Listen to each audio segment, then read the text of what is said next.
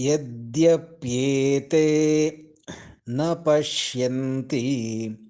लोभोपहत चेतसः कुलक्षयकृतं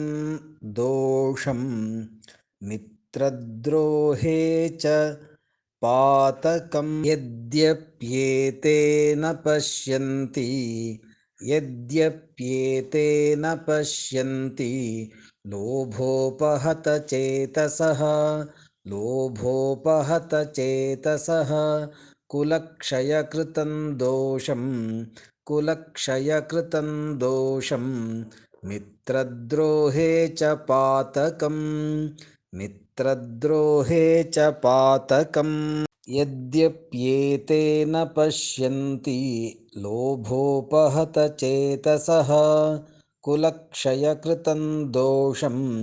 मित्रद्रोहे च पातकम्